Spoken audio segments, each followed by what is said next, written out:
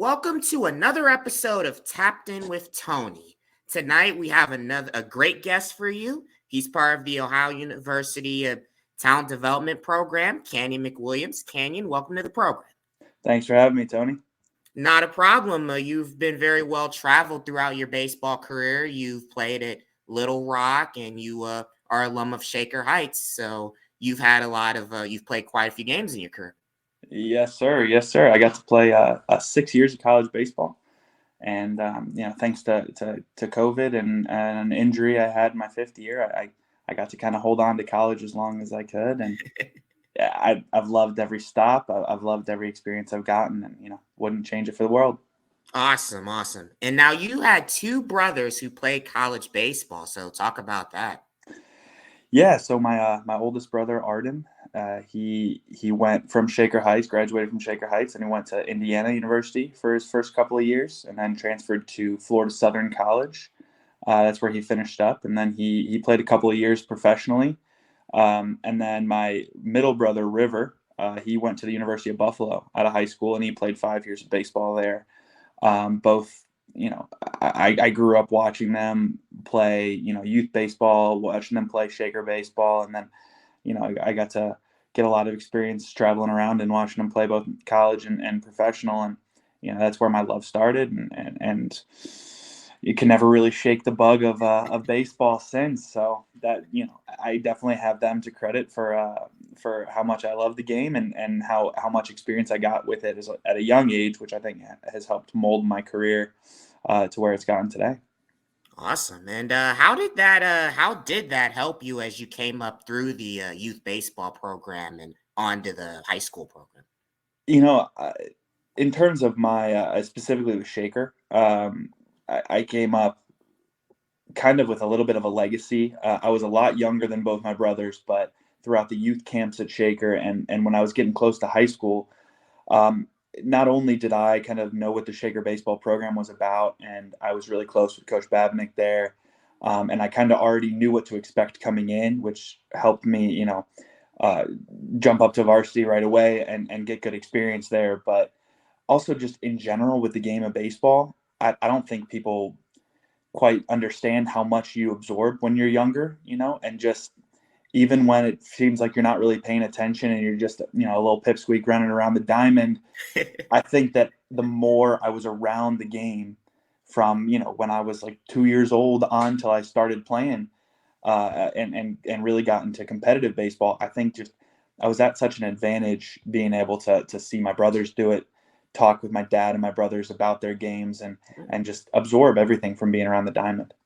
One commonality of the McWilliams boys is they all played on the infield. You played first base, and I think you played some outfield. Arden played a little infield, and River also pitched and played infield.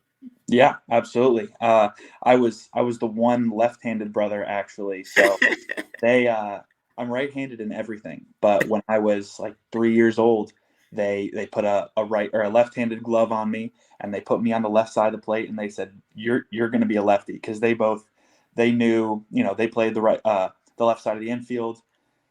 They had the advantage of being right-handed, getting to play shortstop, but they knew how much more valuable you are as a pitcher if you're a lefty, as a bat if you're a lefty. And it pigeonholed me young, where I could only play first base and outfield, which I think I didn't like early on, but as I grew to appreciate it, I pitched into college, and I pitched for a few years in college, and just the advantages of being left-handed on the mound.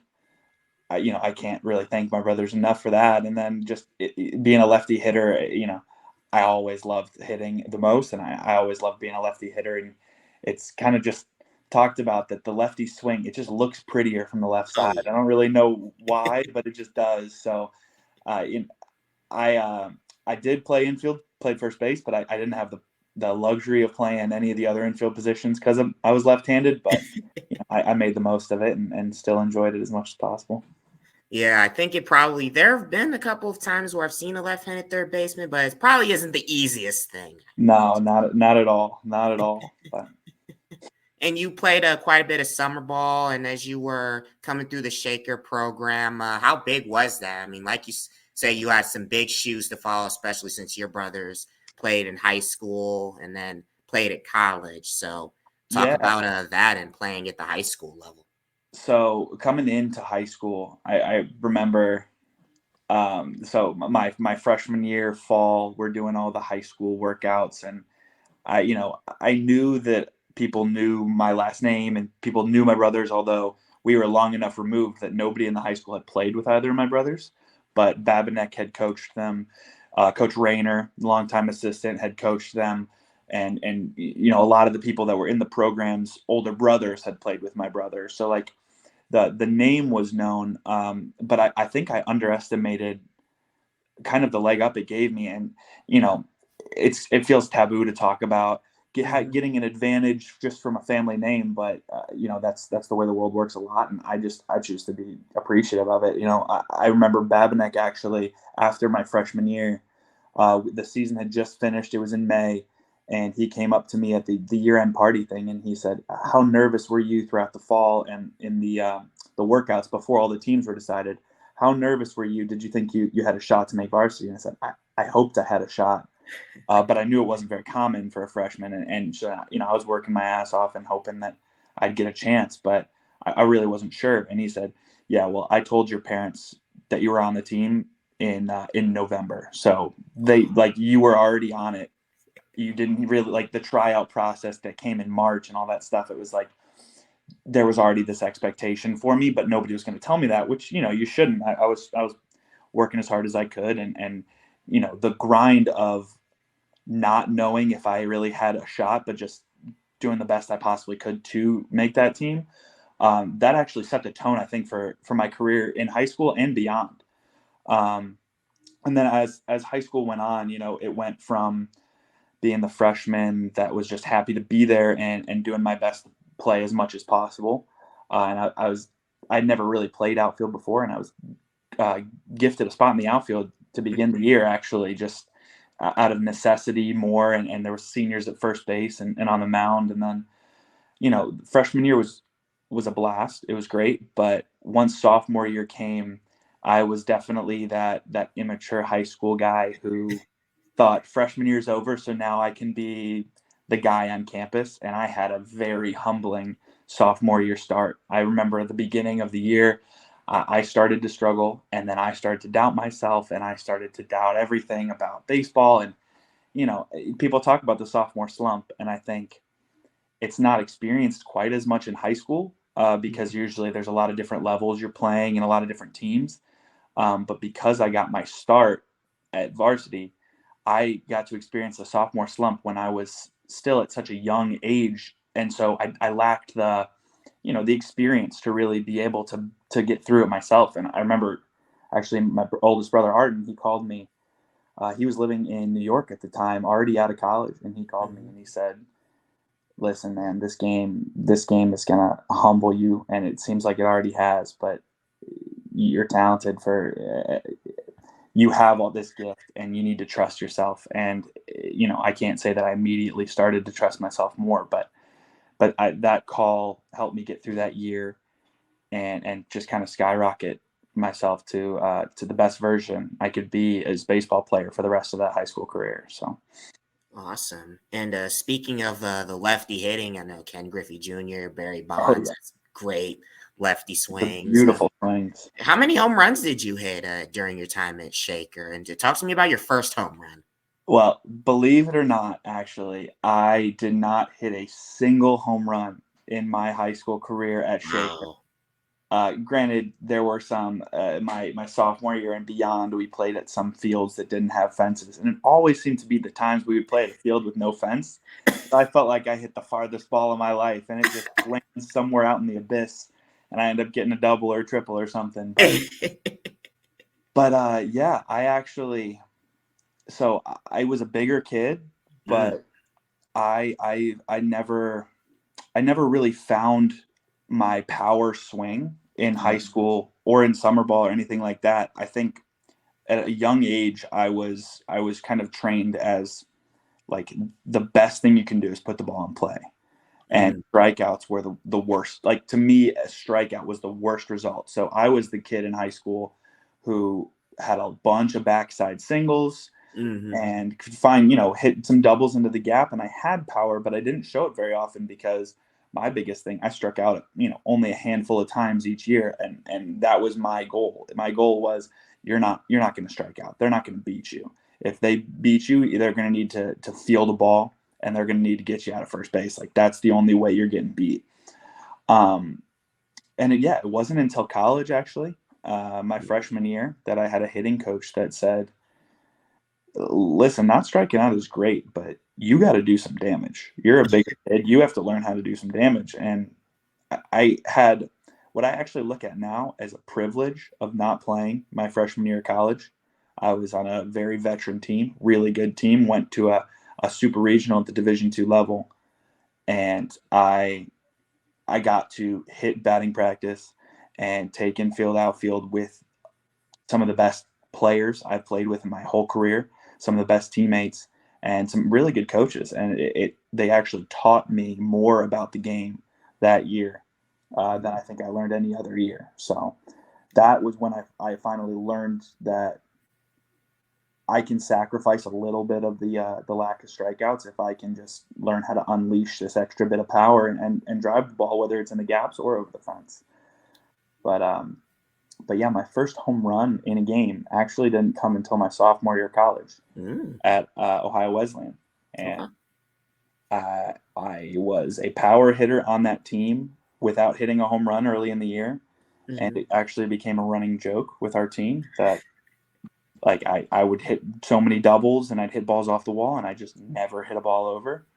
And it wasn't until the third to last game that the first pitch I saw, I hit over the right field, over the scoreboard in right field. And the whole team goes crazy because they knew it was my first one. And I ended up hitting 3 more that week in the last week of the year. Wow. To finish out that year. So it's just one of those things where, the floodgates kind of opened and the monkey that I was putting on myself was off my back. And I finally figured out how to hit for power. So. Oh yeah, because get the hits even if you don't hit home runs. At least putting hit balls in gaps, singles, doubles. Like even guys who don't hit for power, as long as they can put balls places where the other guys can't get it, still successful. Exactly. And yeah, as my career went on, as much as I began to value power a little bit more and understand that driving the ball in the gaps or over the fence is going to help the team a lot when you're a person that's capable of it. And my body type always allowed me to be a person that had more power. I never quite shook the idea that the strikeout is just like the worst feeling, and it's just the most like I felt like it was so uncompetitive. And I know watching the big leagues these days, a lot of guys are strike out a ton, but they also hit 40, 50 home runs, and they get paid millions of dollars because that's how the game works. And I know I could probably get away with thinking that a little bit more, but just something about the strikeout and walking back to the dugout, it's the most defeated I ever feel. And so even when I started to unleash a little bit more power, I still found a way to just hate striking out enough that I would battle and battle and battle. And it wasn't even me against the pitcher at that point. It was just like, I don't want to strike out personally. I would like to put this ball in play, even if it's just a soft, low ground ball. So yeah, I never quite shook that feeling. So you mentioned that you were part of a veteran-led Ohio Wesleyan team. How was it that entire season, and what were some huge takeaways that you learned from that year that helped you, like when you were on that team that went to super regionals? So actually, my freshman year, I didn't go to Ohio Wesleyan. I actually started at Florida Southern, where my older brother graduated from, and then I transferred to Ohio Wesleyan for the middle of my career. Florida Southern, I got there just because Arden reached out for me, and I got a scholarship spot. And it was still probably to this day one of the most talented teams I've ever played on. It's Division II, but people that are close to the game of baseball know that the Division II baseball down in Florida is Division II by name only. It's Division I players, it's Division I baseball budgets. I mean, it's Division I stadiums. Like, it's an amazing experience. Wow. And it was one that, baseball wise, I was ready to learn, but I wasn't quite ready for that level. Mhm. Which is fine. You know, that happens to freshmen all the time. You come in and you're just not ready to play right away. But mixing that with it being 20 hours from home Mhm. in Florida, far from everything, far from family. I was the only person from not from Florida on the whole team, so it's like I loved every guy that I played with. I loved the coaches. I loved the school, and I loved the level of baseball. But there was something missing for me, um, Mhm. and so I ended up transferring, and no hard feelings at all in the transfer. You know, I transferred closer to home. I got closer to family, and I ended up stepping down a level baseball wise, but getting to a team in Ohio Wesleyan that I think did a ton for me personally. Still some of my closest friends from those teams. Really, really great friends with the coaching staff still. And Mhm. that part of my career, that was my sophomore year through what was supposed to be my senior year in 2020.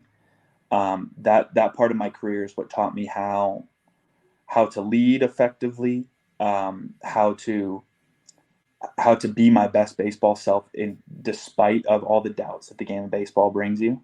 Mhm. And it really, it's where I feel like I matured the most. Um, and so, yeah, so I played baseball at Ohio Wesleyan. Um, and that led up until COVID. So COVID year was supposed to be my senior year, and we got canceled after 9 games. Mm. Um, and then the NCAA announced that you get a year of eligibility back, right? Mhm. And so I ended up taking that opportunity and hitting the transfer portal and fulfilling my dream finally of playing Division I baseball. And you know, the recruiting coordinator Noah Sanders at Arkansas Little Rock gave me this opportunity, and I still remember the first time he called me, and it was, you know, it was a dream come true from the moment he called me. And I tried to play it off like, oh yeah, I'll think about it. Like, but the moment I got off the phone, my parents will tell you I was beaming. It was the middle of the pandemic, you know, nobody was going anywhere. And so all this recruiting was over the phone, and I was just like, this is the place I need to be. Mhm. And I ended up showing up there in August without having ever seen campus, never been to the state of Arkansas until I went there to show up for the Mhm. first day of school. Uh, and spent that fall, my first Division I fall, and loved every single bit of it. And then I ended up breaking my wrist the Mhm. first or second weekend of that season, Mhm. playing first base. So I started all games at first base, played Oral Roberts in Oklahoma State, and saw some really great things. And then broke my wrist, and you know, went through the whole emotion of a season ending way too early, like I did the year before with COVID. Mhm. Um, only to get it gifted back by a medical waiver and getting a sixth year of eligibility. And Mhm. once I got that, it was kind of a decision of this is my last year. This is it. There's no more exceptions to the rule after this, right? I Mhm. I got to spend every day making sure this is my best. This is, you know, my swan song, Mhm. and I definitely did. But to go back to your original question, my first team at Florida Southern, I was behind a fifth year senior first baseman who ended Wow. up being all American at the Division II level. We had a guy that got drafted from left field, a guy that got drafted that year right field, and a pitcher. Mhm. Two other pitchers that got drafted. So we ended up saying I think 5 guys go pro that year. From that team, I think 9 other guys went pro as their careers went on. Wow. And it was an awe to play because it was a type of baseball I'd never seen. Mhm. I think that what I learned was just how different baseball can be and how open minded you have to be to the idea that this game that, you know, I've known I feel like I've known for 15 years of my life. You know, I'm this 18-year-old stepping on the campus.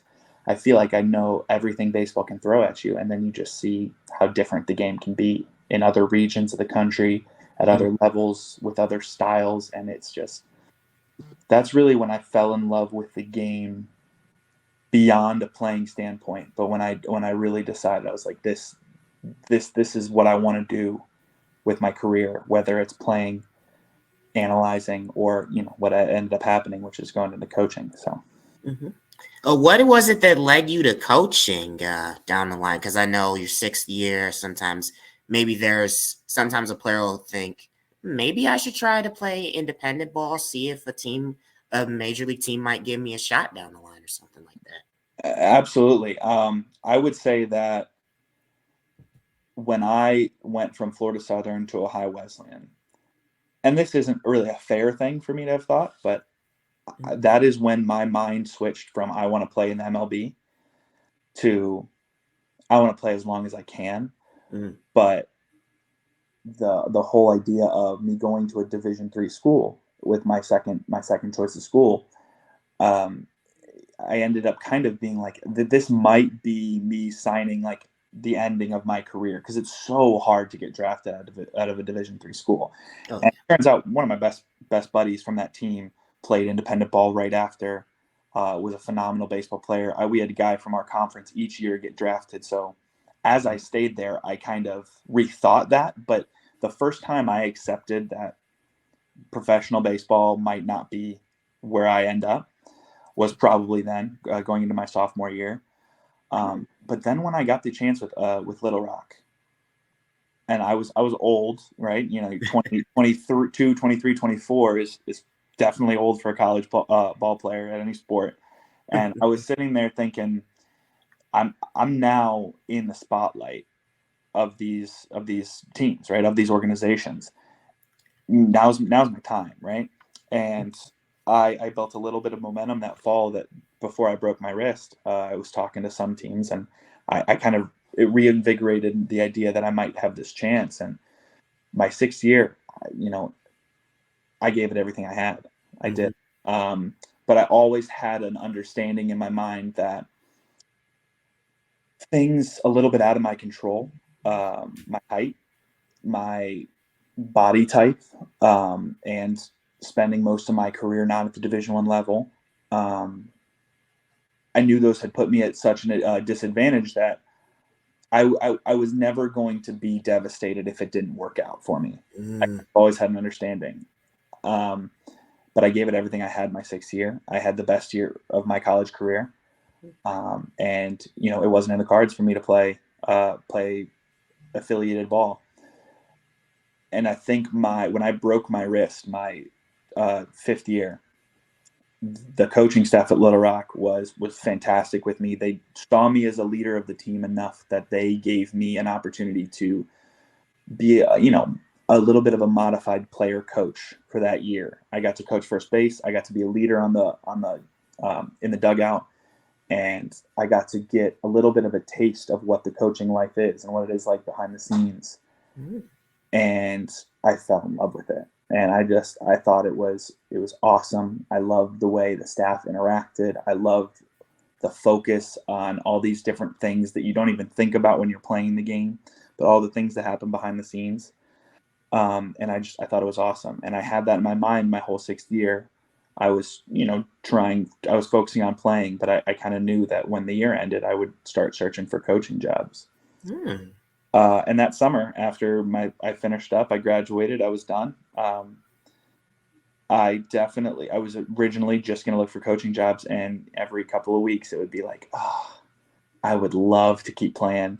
And I would start doing some research into independent leagues and trying to find some connections. And I was looking into it a little bit. But at the end of the day, I was like, but I think it is time for this next chapter for me. I got gifted 2 extra years of college ball, and it's something that I'm forever thankful for. Yeah. I think I'm ready to move on and stay in the college game, but from the coaching side. So. Oh yeah.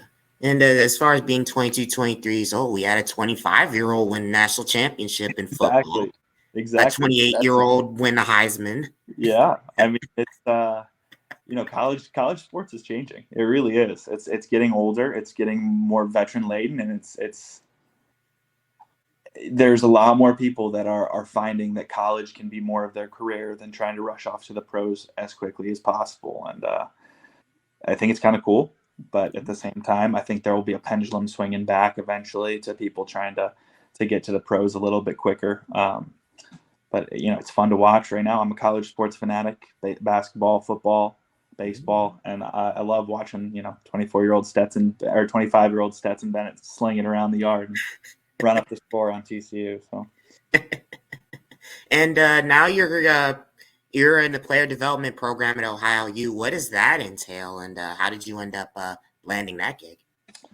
So I didn't get a ton of bites on my. I was filling out a lot of applications for coaching, and I was thinking that maybe that it wasn't going to be in the cards for me, and all of a sudden, early August came around, and I get a random call from Craig Moore, the head coach here.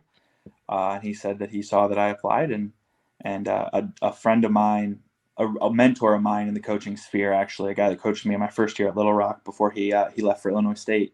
He was good friends with the head coach here, and he reached out for me and went to bat for me and ended up getting this job as the director of player development. And what that entails here, so college baseball coaching titles, especially.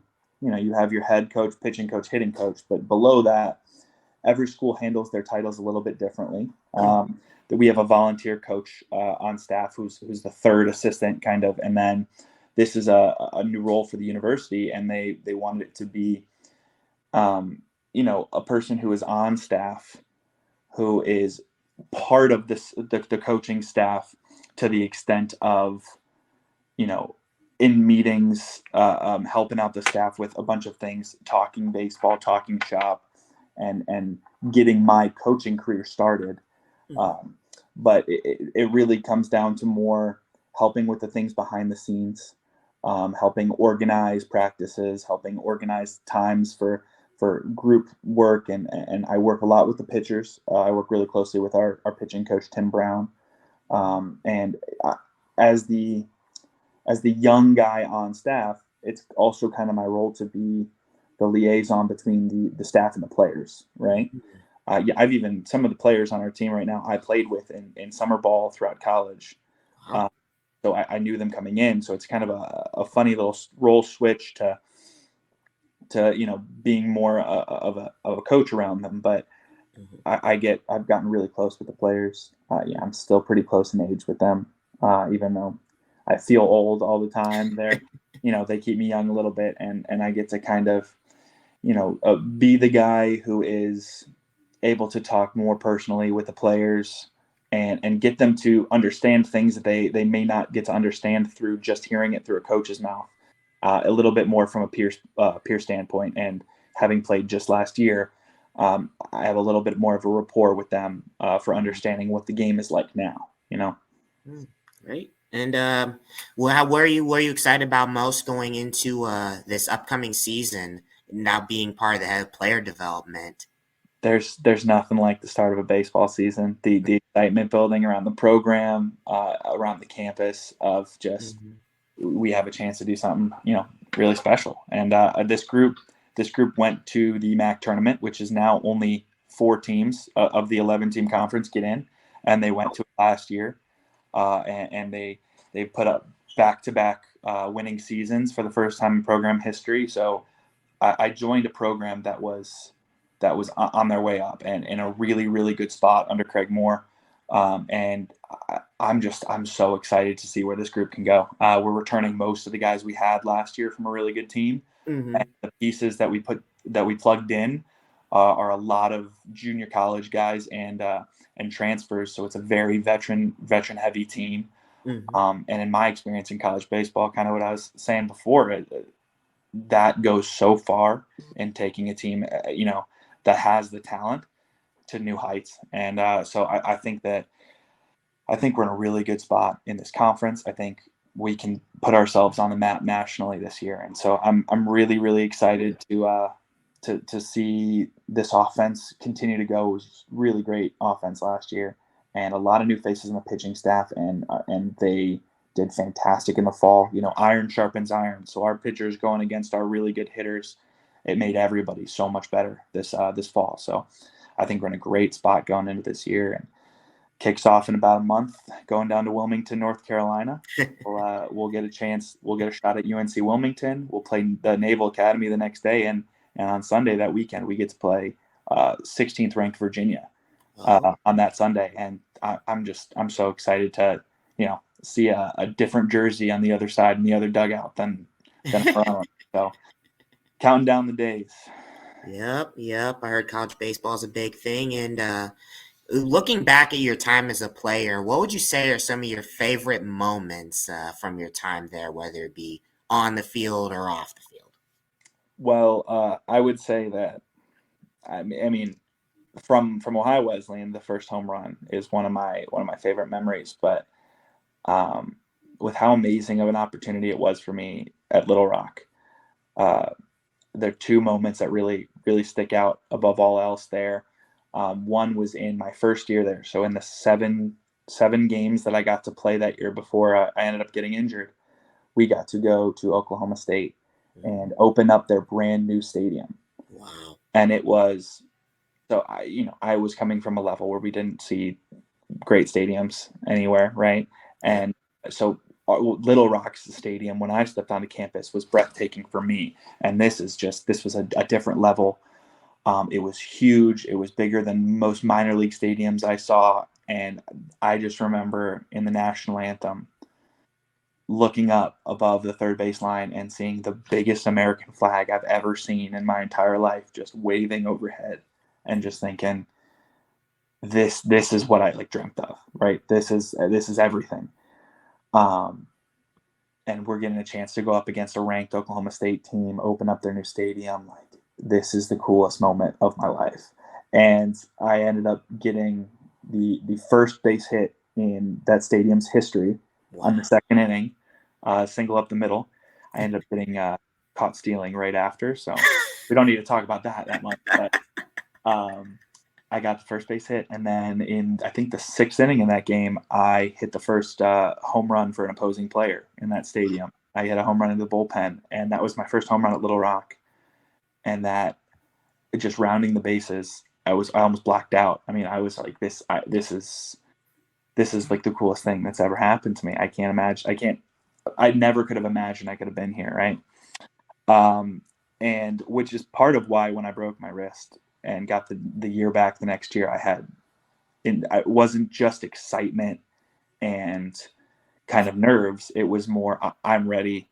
I'm ready to go. Like I'm going to take every day like it's my last. And then that next year, I ended up hitting 10 home runs in my super senior year, so my sixth year.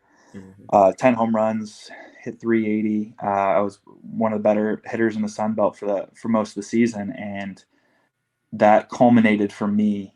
My ninth home run of the year. We were playing Coastal Carolina at their stadium, which is another just gorgeous stadium, Myrtle Beach. I mean, that was incredible, and we were down 6-1 going into the bottom of the top of the ninth inning. It seemed over, and all of a sudden our freshman DH, it was one of his first college games hitting, starts us off with a single, and we string a couple of hits together, and I end up coming up with 2 outs, and the base is loaded, or 2 outs and two men on, down 3, and I remember just being so nervous that I had no spit in my mouth. It was the driest my mouth's ever been, facing one of the best pitchers in our conference. And this guy was every bit of a draft pick. He was like in the box. You could just tell it was different. And I ended up actually working a 13 pitch at bat. Wow. It was 3-2 for the last 7 pitches, and he threw me some nasty back foot sliders that I barely got a piece of, and some really, really good backside of the plate changeups, and started to try to elevate and get some fastballs up. And I was just, like I said, striking out's not an option for me. And I was fighting. I was barely getting a piece. There was one point where he threw me a back foot slider, and it was in the dirt, and I got a piece of it, and everybody thought that I had missed it. And the catcher like put the ball up, and everybody thought the game was over. And the umpire was like, no, he foul tipped it. He foul tipped it. And you get boos from the crowd. The pitcher's rattled, and everybody's going crazy. And I had this feeling in that moment. I was like, I think the momentum might have just swung my way, because I have no business touching these pitches. and he's going to leave me something. He's going to leave me something, a mistake at one of these pitches. And 2 pitches later, he tried to elevate a fastball, and he left it over the plate, and I hit probably the farthest ball of my entire life. No doubt, home run, dead center, whole crowd, Coastal Carolina crowd goes silent. You just hear Arden was there, River was there, my whole family was there. You just hear them start to go crazy. And my dugout was going crazy, and we just tied the game against a Coastal Carolina team who went to a regional and it was nationally ranked. And it was just the most breathtaking moment I've had in my career. And that was it was 2 weekends before the year was over. But it kind of felt like the bookend of my career of just that's I accomplished everything I set out to accomplish, and I've gotten everything that I could have dreamed of getting from this game. And I'm ready for new things. I'm ready for my new chapter. So it was really awesome, man. Hitting a home run against a really great Coastal Carolina program, your family in attendance, first home run in a new stadium. Yeah, it was a great career. Yep. Before we wrap up here, I'm gonna actually ask you three fun questions before we. All right. All right. First question for you is, what would you say? Are you a wrestling fan, by the way? WWE? Yes. I was more when I was a kid. I admittedly don't pay attention as much as I would like to, but. Who in your mind is the best wrestler turned actor, John Cena or Stone Cold Steve Austin? Oh, wow, that's a tough question. I'm just gonna say, because I think I've enjoyed his roles in movies more, so I think he's a little bit better of an actor. I'm gonna go with John Cena. And just all the memes of John Cena always get me cracking up every time. He was one of my favorite wrestlers, so I'm gonna go with John Cena. Okay. As far as what would you say is your favorite Southern cuisine? Because I know you played baseball Florida one year. Yeah. Would you say fried chicken or Southern gravy? Oh, I'm a chicken guy through and through. So I think the chicken was actually probably my favorite part about being down south, both in Florida and in Arkansas. So I'm gonna have to go. As far as like your favorite music to get you pumped up for a game, rap or country? Because I know in the South, country's a big thing too. In terms of my favorite music, it's always going to be country in every way. I loved country before going down south, but you get a different quality of country music when you're down south and in Arkansas. I learned more country music than I could possibly try to forget. So I'm going to go with country music. One final question. What was your walk-up song like by your career, like high school and college?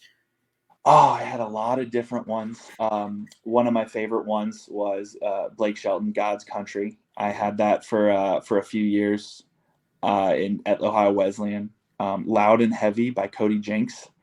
That was, I remember hearing that somebody else had it in one of my summer baseball leagues, and me and my friends heard it for the first time. We were like, that is the best walk-up song of all time. So I went with that one. And then my last year at Little Rock, I actually switched up. I didn't go country. I went Nickelback. I went "Someday." And it was awesome. It was electric. So got you. And thank you, Canyon, for jumping on board. And yeah, any last words before we finish up? Hey, man, I appreciate the opportunity, Tony. I'm glad to see you doing really well. Thank you. This has been another episode of Tapped In with Tony. Make sure you subscribe to the channel and follow, and we'll catch you guys next time.